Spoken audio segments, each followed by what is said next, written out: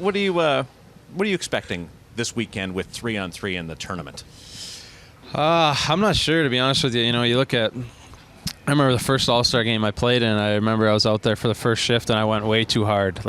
Guys, it was like a slow game. And even last year too, it's a slower game. So now, I think with this 3-on-3, I don't know if you're going to be able to play at that pace anymore because, you're going to end up being embarrassed, or you're going to have a few minuses on your track at the end of the game. So I think it'll be fun. I think guys will go it'll be a lot more intense. I think guys will go out. I think it's important for us to try to put a show on for the fans and to try to, definitely try offensively, right? Try and make sure you're, you must love it, though. With your skill, you must love that open ice concept for your skills to kick in. So it's 5 minutes to go in a tie game. Are you, during the NHL season, going giddy up, let's get to this 3-on-3? Now you must be licking your chops to go 3-on-3. A little bit, yeah. It's I mean it's definitely fun.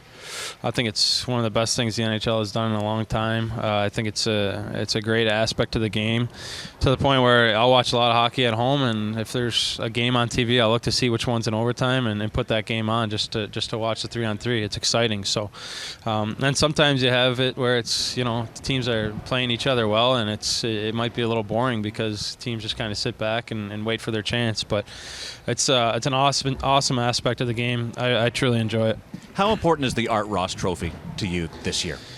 After what happened last year? Yeah, I don't know. I think it would have been fun to see what happened last year for sure. But try not to think about it too much. I think when you get a lead though and the season goes on, it's hard not to. Especially, it's amazing to me no American has ever won the Art Ross Trophy. When you look at some of the names, some of the great Americans that have played. So I think it'd be fun to do that. Well, the distance between you and Jamie Benn now is 15 points. I mean, we don't see that anymore since Gretzky used to take off with the scoring title. 85 points the last few years has been a pretty good number. Mm-hmm. Now you have a chance to get over 100 points here. What's the difference between this year and the last few? When people are still screaming, not enough offense. Why have you been able to do it? I think I was on the right track last year, to be honest with you, before I got injured. It would have been fun to see what the final number would have been. I don't know if it would have been anywhere near 100 or near beating Jamie, but at the same time, I think you look at this year, I've had some consistent line mates. I've played with pretty much the same line since day one, with Anisimov and Panarin, both guys that have surprised me on how good of hockey players they are. And I think I've been fortunate and a benefactor of a lot of their great plays too.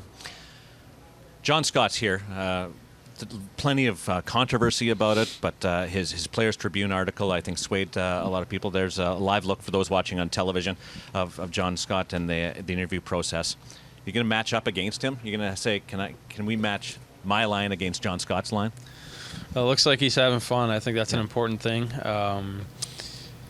And I think it's a really good story to the point where he brings his family. He's going to be able to look back on it in a few years, say I was an NHL All-Star, got voted in by the fans. This morning we actually had to do something together because we're both captains. We had to put the skills competition together. Oh, really? And he wanted to put guys like myself and Daniel Sedin and Johnny Gaudreau in the hardest shot so he could come away and win it. And I was like, man, the guys are going to be mad at you, or the NHL's going to be mad if you don't put Weber in the hardest shot.